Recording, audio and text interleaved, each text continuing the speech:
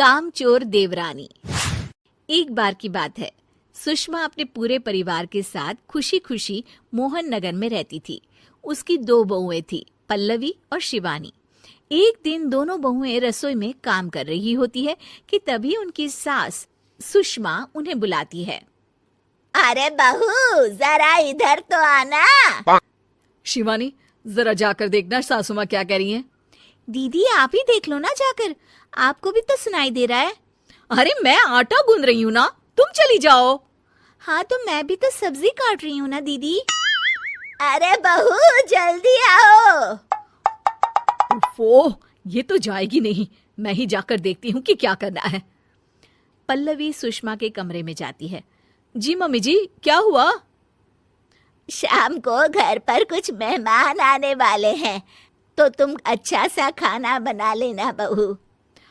ठीक है मम्मी जी, आप बता दीजिए क्या क्या बनाना है और कितने लोग आ रहे हैं।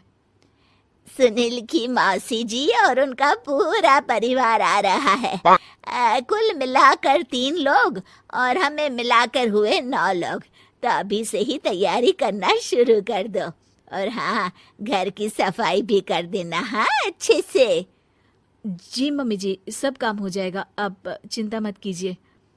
पल्लवी शिवानी को घर में मेहमान आने वाले हैं इसके बारे में बताती है। क्या 9 लोगों का खाना बनाना होगा, घर की सफाई करनी है? बाप रे, सासू माँ ने तो हमें घर की नौकरानी ही समझ कर रखा है। ऐसा नहीं बोलते शिवानी, हम इस घर की बहू हैं और घर के काम करना हमारा फर्ज है। दीदी तो है ही सासू माँ की चमची, जब देखो सासू माँ सासू माँ। मैं तो इतना सारा काम नहीं करने वाली। शिवानी कपड़े लेकर गमला साफ कर रही होती है और चक्कर आने का नाटक करने लगती है। मेरा सर चकरा रहा है। तभी वहां पल्लवी और सासू माँ जाते हैं। अरे बहू, क्या हो गया तुम्हें? मम्मी जी, बहुत तेज सर में दर्द हो रहा है। तुम एक काम करो शिवानी, आराम कर लो। नहीं नहीं दीदी, घर में मेहमान आने वाले हैं, मुझे आपकी मदद करनी चाहिए। अरे कोई बात नहीं शिवानी, तुम आराम कर लो, मैं सब काम कर लूंगी। ठीक है दीदी, अगर आप इतना कह रही हैं तो आराम कर लेती हूँ। शिवानी आराम से अपने कमरे में मैगजीन पढ़ रही होती है। इसे कहते हैं आराम की जिंदगी। इतना सारा काम। चलो सारा काम खत्म हो गया, शिवानी को देख आती हूँ। शिवानी अपने कमरे में ईयरफोन में गाने सुनते सुनते सो जाती है और उसके साइड में मैगजीन भी रखी होती है। पल्लवी वहां आ जाती है और वो सब देखती है। ओहो, तो मतलब सब काम चोरी का बहाना था। अभी बताती हूँ इसको। घर का सारा काम मुझे करना पड़ा और ये महारानी यहाँ मैगजीन पढ़ रही है, गाने सुन रही है। पल्लवी रसोई से एक प्लेट और चम्मच लेकर आती है और शिवानी को थाली बजाकर उठाने लगती है। शिवानी अचानक से उठती है। उठ गई महारानी, गाने भी सुन लिए, मैगजीन भी पढ़ ली। तुम तो बहुत बड़ी झूठी निकली शिवानी। तुमने सर दर्द का बहाना बनाया ताकि काम करने से बच सको। हाँ बनाया बहाना, तो क्या करती, इतने सारे काम करती। मुझे कोई शौक नहीं है चापलूसी का। क्या चापलूसी? तुम्हें लगता है कि मैं सारे काम चापलूसी के लिए कर रही हूँ? और नहीं तो क्या। तभी वहां सासू माँ आ जाती हैं। अरे बहू, वो लोग बस आने ही वाले हैं, तुम तैयारियां कर लो। जी सासू माँ, तुझे तो मैं बाद में देखती हूँ। सब खाना खाने बैठते हैं और खाना शुरू करते हैं। तभी सुनील की मौसी बोलती है।